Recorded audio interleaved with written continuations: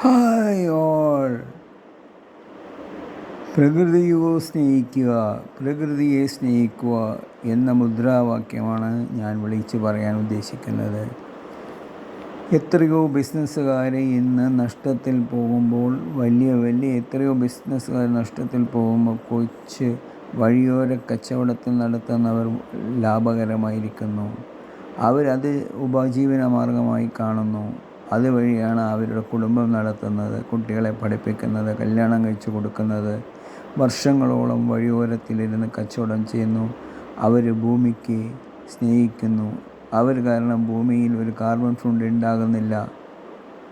ആലോചിച്ച് നോക്കൂ. അവർക്ക് വന്നിട്ട് ലൈറ്റില്ല. ഇപ്പോൾ സാധാരണ സോളാർ ലാമ്പിലാണ് അവർ കച്ചവടം നടത്തുന്നത്. കസ്റ്റമർ ഫ്രണ്ട്ലി ആയിട്ടാണ് കച്ചവടം നടത്തുന്നത്. ഉള്ള കാശ് വെച്ചിട്ടാണ് കച്ചവടം നടത്തുന്നത്. അവർ ഏത് ബാങ്കിൽ നിന്നും വായ്പ എടുത്തിട്ടോ, അവർക്ക് സ്റ്റാഫില്ല, അവർ സ്വന്തമായി തന്നെയാണ് ചെയ്യുന്നത്. വഴിയോരത്തിൽ നിന്നും കസ്റ്റമറുടെ പ്രീതി പറ്റി അതേ വഴി അവർ ബിസിനസ് ഉണ്ടാക്കുന്നത്. വർഷങ്ങളോളം വാങ്ങുന്ന ആളുകൾ അവരുടെ അടുത്തുണ്ട്. അവർക്ക് വന്ന് രാത്രിയിൽ വെയർ ഹൗസില്ല, പാർക്കിങ് ആ സ്ഥലത്ത് തന്നെ അവർ വെച്ച് എല്ലാം മൂടിക്കെട്ടി പോവും. നെക്സ്റ്റ് ഡേ വന്ന് അതേ സ്ഥലത്ത് തന്നെ അവർ കച്ചവടം തുടങ്ങും. മാർക്കറ്റിൽ പോയി സാധനം വാങ്ങും, വിൽക്കും, ലാഭം ഉണ്ടാക്കും. അവർക്കുള്ളത് വരവ് ചിലവ്, വേറെ ഒരു ചിന്താഗതിയും അവർക്കില്ല. കാരണം അവർ ഭൂമിയെ സ്നേഹിച്ചവരാണ്. അവർ കാർബൺ ഡൈ ഓക്സൈഡ് എമിറ്റ് ചെയ്യുന്നില്ല.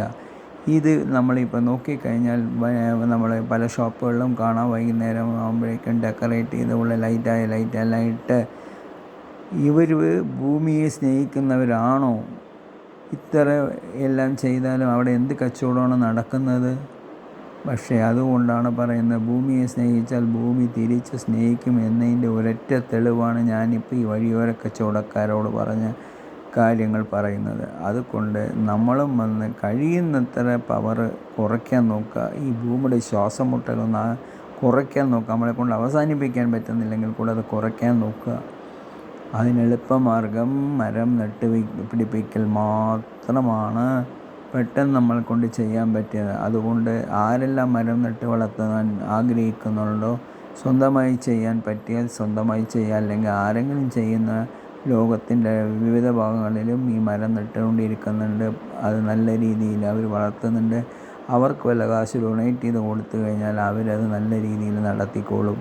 സോ അത്തരം ഓർഗനൈസേഷനുമായിട്ട് നിങ്ങൾ കൂടി ഇണങ്ങി വർക്ക് ചെയ്താൽ നല്ല കാര്യമാണ് എന്നുള്ളതും ഒരു ഇമ്പോർട്ടൻ്റ് മെസ്സേജായിട്ടാണ് ഞാൻ പറയാൻ ഉദ്ദേശിക്കുന്നത്. സോ ഒരേ കാര്യം നമുക്ക് എല്ലാവർക്കും ചെയ്യാൻ പറ്റുന്നത് മാക്സിമം പവർ റിഡക്ഷൻ. അത് വേണം നമ്മൾ ചെയ്യാൻ. ഈ കാര്യങ്ങൾ നമ്മൾ പിന്തുടരുക. ഇതിനെക്കുറിച്ചുള്ള അഭിപ്രായങ്ങളും നിങ്ങൾക്കും പല കാര്യങ്ങൾ ചെയ്തുകൊണ്ടിരിക്കുകയാണെങ്കിൽ ദയവ് ചെയ്ത് അതൊന്ന് റെക്കോർഡ് ചെയ്യുക. മറ്റുള്ളവരതൊന്ന് നമ്മൾ പാസ് ചെയ്ത് കഴിയുമ്പോൾ അവർക്കും അത് പ്രയോജനമായിരിക്കും. ഇതിൽ പല രീതിയിലുള്ള ബിസിനസ്സുകൾ, ഗ്രീൻ ബിസിനസ് ഇന്ന് നടക്കുന്നുണ്ട്. അക്കാര്യം മനസ്സിൽ വെച്ചുകൊണ്ട് പലർക്കും ഗ്രീൻ ബിസിനസ്സുകൾ ആരംഭിക്കുക.